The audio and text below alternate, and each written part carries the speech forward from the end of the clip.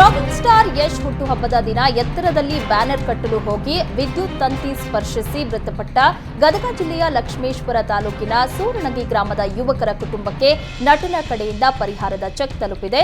ಯಶ್ ಅವರ ಆಪ್ತರು ಗ್ರಾಮಕ್ಕೆ ಭೇಟಿ ನೀಡಿ ಯಶೋಮಾರ್ಗ ಫೌಂಡೇಶನ್ ಕಡೆಯಿಂದ 5 ಲಕ್ಷ ರೂಪಾಯಿ ಪರಿಹಾರದ ಚೆಕ್ ಅನ್ನು ನೀಡಿದ್ದಾರೆ. ಯಶ್ ಸ್ನೇಹಿತರು ಬಂದು ಪರಿಹಾರದ ಹಣ ನೀಡಿದಾಗ ಕುಟುಂಬಸ್ಥರು ಬಿಕ್ಕಿ ಬಿಕ್ಕಿ ಅತ್ತ ದೃಶ್ಯ ಮನ ಕಲಕುವಂತಿತ್ತು.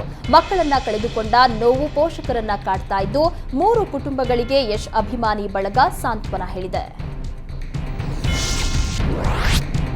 ಕೊಪ್ಪಳದಲ್ಲಿ ರೆಸಾರ್ಟ್ ಮಾಲೀಕರು ತುಂಗಭದ್ರಾ ನದಿ ತೀರವನ್ನೇ ಒತ್ತುವರಿ ಮಾಡಿಕೊಂಡ್ರಾ ಎಂಬ ಅನುಮಾನಗಳು ಶುರುವಾಗಿದೆ. ಹಿಟ್ನಾಳ್ ಹೋಬಳಿಯ ನಾರಾಯಣಪೇಟೆ, ರಾಜಾರಾಮಪೇಟೆಯಲ್ಲಿ ಅನಧಿಕೃತವಾಗಿ ರೆಸಾರ್ಟ್ ನಿರ್ಮಾಣ ಮಾಡಲಾಗಿದ್ದು, ತಕ್ಷಣವೇ ನದಿ ತೀರದ ರೆಸಾರ್ಟ್ಗಳನ್ನ ಕಟ್ಟಡಗಳನ್ನ ತೆರವಿಗೆ ಜಿಲ್ಲಾಧಿಕಾರಿ ಸೂಚನೆಯನ್ನ ನೀಡಿದ್ದಾರೆ.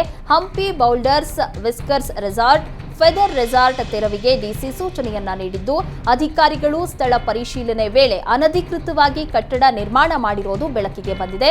ನದಿಯ ಪರಿಸರ ಹಾಳು ಮಾಡಿ ರೆಸಾರ್ಟ್ ನಿರ್ಮಾಣ ಮಾಡಿದ್ದಾರೆಂದು ಸ್ಥಳೀಯರು ಸಹ ಆರೋಪಿಸಿದ್ದ ಹಿನ್ನೆಲೆಯಲ್ಲಿ ಈ ಕ್ರಮ ತೆಗೆದುಕೊಳ್ಳಲಾಗಿದೆ. ಧಾರವಾಡದಲ್ಲಿ ಕುರಿ ಕಾಯುವ ಕುರುಬನ ಮೇಲೆ ಅರಣ್ಯ ಇಲಾಖೆ ಸಿಬ್ಬಂದಿ ದರ್ಪ ತೋರಿದ್ದಾರೆ. ಸೂಳಿಕಟ್ಟಿ ಅರಣ್ಯ ವೃತ್ತದಲ್ಲಿ ಈ ಘಟನೆ ನಡೆದಿದ್ದು, ಅರಣ್ಯ ಇಲಾಖೆಯ ಕರ್ಮಕಾಂಡವನ್ನ ಕುರಿ ಮೇಯಿಸ್ತಾ ಇದ್ದ ಬೀರಪ್ಪ ಬಯಲಿಗೆಳೆದಿದ್ದಾರೆ.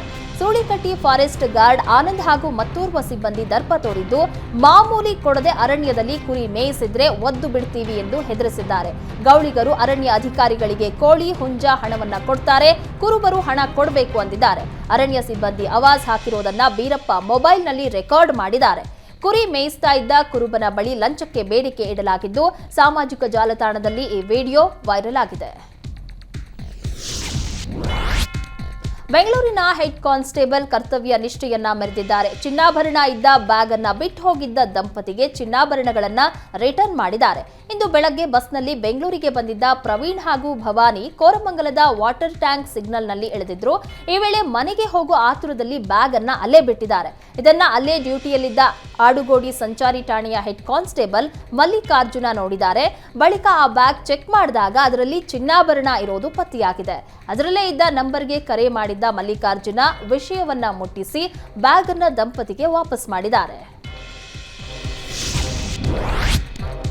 ಬೆಂಗಳೂರಲ್ಲಿ ಹಗಲು ಹೊತ್ತಲ್ಲೇ ಮಹಿಳೆಯ ಕೈ ಕಾಲು ಕಟ್ಟಿ ರಾಬರಿ ಮಾಡಲಾಗಿದೆ. ಆಯುರ್ವೇದಿಕ್ ಮಸಾಜ್ ಸೆಂಟರ್ಗೆ ನುಗ್ಗಿ ರಾಬರಿ ಮಾಡಲಾಗಿದ್ದು, ಕೊಡಿಗೆಹಳ್ಳಿ ಪೊಲೀಸರಿಂದ 5 ಆರೋಪಿಗಳನ್ನ ಬಂಧಿಸಲಾಗಿದೆ. ಗುರು, ರುದ್ರೇಶ್, ಸಂದೀಪ್, ಪ್ರಭಾವತಿ, ರೇಣುಕಾ ಬಂಧಿತರಾಗಿದ್ದು, ಅನುಶ್ರೀ ಎಂಬ ಮಹಿಳೆಯ ಕೈ ಕಾಲು ಕಟ್ಟಿ ಹಾಕಿ ರಾಬರಿ ಮಾಡಲಾಗಿತ್ತು. ಪ್ರಭಾವತಿ ಅನ್ನೋ ಮಹಿಳೆ ಈ ಕೃತ್ಯದ ಮಾಸ್ಟರ್ ಮೈಂಡ್ ಆಗಿದ್ದು, ಆಯುರ್ವೇದಿಕ್ ಸೆಂಟರ್ಗೆ ಮಸಾಜ್ ಥೆರಪಿಗೆಂದು ಬಂದು ದರೋಡೆ ಮಾಡಲಾಗಿತ್ತು. ರೇಣುಕಾ ಕೂಡ ಥೆರಪಿಸ್ಟ್ ಆಗಿ ಕೆಲಸ ಮಾಡಿಕೊಂಡಿದ್ದು, ಹಣಕ್ಕಾಗಿ ಅನುಶ್ರೀ ಚಿನ್ನಾಭರಣ ದೋಚಲು ಸಂಚು ರೂಪಿಸಿ ಪೊಲೀಸರ ಅತಿಥಿಯಾಗಿದ್ದಾರೆ.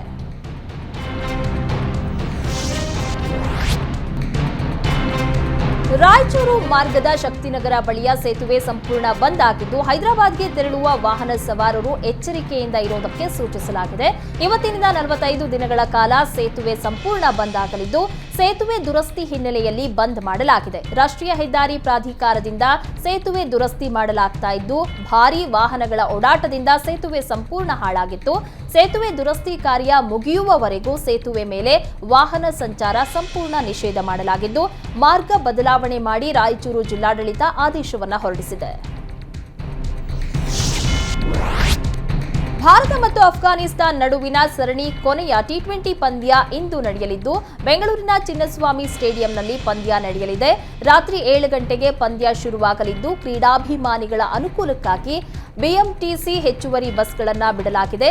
ಚಿನ್ನಸ್ವಾಮಿ ಕ್ರೀಡಾಂಗಣದಿಂದ ನಗರದ ಬೇರೆ ಬೇರೆ ಭಾಗಗಳಿಗೆ ಬಸ್ಗಳು ಸಂಚಾರ ನಡೆಸಲಿದ್ದು, ಕಾಡುಗೋಡಿ, ಬೊಮ್ಮಸಂದ್ರ, ಎಲೆಕ್ಟ್ರಾನಿಕ್ ಸಿಟಿ ಸೇರಿದಂತೆ ಅನೇಕ ಕಡೆ ಹೆಚ್ಚುವರಿ ಬಸ್ ಬಿಡಲಾಗಿದೆ.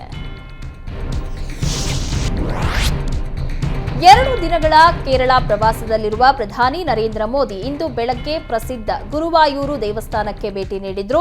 ಶ್ರೀಕೃಷ್ಣನ ದರ್ಶನ ಪಡೆದು ಪೂಜೆಯನ್ನ ಸಲ್ಲಿಸಿದ ಮೋದಿ ಇದಾದ ಬಳಿಕ ತ್ರಿಶೂರ್ ಜಿಲ್ಲೆಯ ತ್ರಿಪ್ರಯಾರ್ ಶ್ರೀರಾಮಸ್ವಾಮಿ ದೇವಸ್ಥಾನಕ್ಕೆ ಪ್ರಧಾನಿ ಭೇಟಿಯನ್ನ ನೀಡಲಿದ್ದಾರೆ.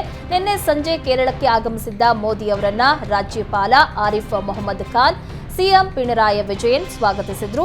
ಬಳಿಕ ಪ್ರಧಾನಿ ಮೋದಿ ಮಹಾರಾಜ ಕಾಲೇಜ್ ಮೈದಾನದಿಂದ ಸರ್ಕಾರಿ ಅತಿಥಿ ಗೃಹದವರೆಗೆ ಅದ್ದೂರಿ ರೋಡ್ ಶೋ ನಡೆಸಿದ್ರು. ಇನ್ನು ದೇವಸ್ಥಾನದಲ್ಲಿ ಪ್ರಧಾನಿ ಮೋದಿ ಹೊಸ ಜೋಡಿಗಳಿಗೆ ಶುಭ ಹಾರೈಸಿದ್ರು. ಅಲ್ಲದೆ ಆ ದಿನ ಮದುವೆಯಾದ ಎಲ್ಲ ನವ ವಿವಾಹಿತ ಜೋಡಿಗಳಿಗೆ ಕಿರು ಕಾಣಿಕೆ ಕೊಟ್ಟು ಆಶೀರ್ವದಿಸಿದ್ರು. ಪ್ರಧಾನಿ ನರೇಂದ್ರ ಮೋದಿ ಜನವರಿ 19ರಂದು ಕರ್ನಾಟಕಕ್ಕೆ ಭೇಟಿ ನೀಡಲಿದ್ದಾರೆ. ಬೆಳಗ್ಗೆ 9:35ಕ್ಕೆ ದೆಹಲಿಯಿಂದ ಹೊರಟು ನೇರವಾಗಿ ಕಲಬುರಗಿಗೆ ತೆರಳಲಿದ್ದು, ಕಲಬುರಗಿ ವಿಮಾನ ನಿಲ್ದಾಣದಿಂದ 9:40ಕ್ಕೆ ಹೆಲಿಕಾಪ್ಟರ್ ಮೂಲಕ ಮಹಾರಾಷ್ಟ್ರದ ಸೊಲ್ಲಾಪುರಕ್ಕೆ ಹೋಗ್ತಾರೆ. ಬಳಿಕ ಮಧ್ಯಾಹ್ನ 12:10ಕ್ಕೆ ಹೆಲಿಕಾಪ್ಟರ್ ಮೂಲಕ ಸೊಲ್ಲಾಪುರದಿಂದ ಪುನಃ ಮಧ್ಯಾಹ್ನ 1 ಗಂಟೆಗೆ ಕಲಬುರಗಿ ವಿಮಾನ ನಿಲ್ದಾಣಕ್ಕೆ ಆಗಮಿಸಲಿದ್ದು, ಹಲವು ಕಾರ್ಯಕ್ರಮಗಳಲ್ಲಿ ಪಾಲ್ಗೊಳ್ಳಲಿದ್ದಾರೆ. ಬೆಂಗಳೂರಿನಲ್ಲಿ 2 ಕಾರ್ಯಕ್ರಮಗಳಲ್ಲಿ ಪಾಲ್ಗೊಳ್ಳಲಿರುವ ಪ್ರಧಾನಿ ಮೋದಿ ರೋಡ್ ಶೋ ಕೂಡ ನಡೆಸುವ ಸಾಧ್ಯತೆ ಇದೆ. ಮೋದಿ ಆಗಮನ ಹಿನ್ನೆಲೆಯಲ್ಲಿ ಭದ್ರತಾ ಪರಿಶೀಲನೆ ನಡೆಯುತ್ತಾ ಇದೆ. ಚಿಕ್ಕಮಗಳೂರಿನಲ್ಲಿ ಕಾಡಾನೆಗಳ ಹಾವಳಿ ಮಿತಿ ಮೀರಿದ್ದು ಜನರು ನಿದ್ದೆಗೆಡಿಸಿವೆ. ಹೊಲ ಗದ್ದೆ ತೋಟಗಳಿಗೆ ನುಗ್ಗಿದ ಕಾಡಾನೆಗಳು ಬೆಳೆಗಳನ್ನು ನಾಶ ಮಾಡ್ತಿವೆ. ತರೀಕೆರೆ ತಾಲೂಕಿನ ತ್ಯಾಗದಬಾಗಿ, ತಾಂಡ್ಯ, ಮಲ್ಲಿಗೇನಹಳ್ಳಿ, ಸಿದ್ದಾಪುರದಲ್ಲಿ ಕಾಡಾನೆಗಳು ದಾಂಧಲೆ ಮಾಡ್ತಾ ಇದ್ದು ಜಮೀನುಗಳಲ್ಲಿ ಬೋರ್ಗಳನ್ನು ಮುರಿದು ಹಾಳು ಮಾಡ್ತಾ ಇವೆ. 3 ವರ್ಷದ ಅಡಿಕೆ ತೋಟಗಳನ್ನು ನಾಶ ಮಾಡಿದ್ದು ರೈತರು ಕಂಗಾಲಾಗಿದ್ದಾರೆ. ಸ್ಥಳಕ್ಕೆ ಬಾರದ ಅರಣ್ಯ ಅಧಿಕಾರಿಗಳ ವಿರುದ್ಧ ಸ್ಥಳೀಯರು ಆಕ್ರೋಶ ಹೊರಹಾಕಿದ್ದು ಈ ಕೂಡಲೇ ಆನೆಗಳನ್ನು ಕಾಡಿಗೆ ಓಡಿಸುವಂತೆ ಮನವಿ ಮಾಡಿದ್ದಾರೆ. 9 ಆನೆ, 5 ಮರಿಯಾನೆಗಳಿಂದ ಭಾರೀ ದಾಂಧಲೆ ಮಾಡಲಾಗ್ತಾ ಇದೆ.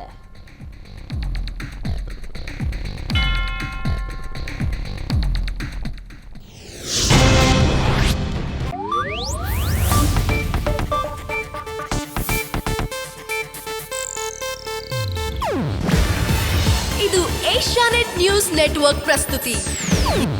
ನೀವು ನೋಡ್ತಿದ್ದೀರಾ ಏಷ್ಯಾನೆಟ್ ಸುವರ್ಣ ನ್ಯೂಸ್.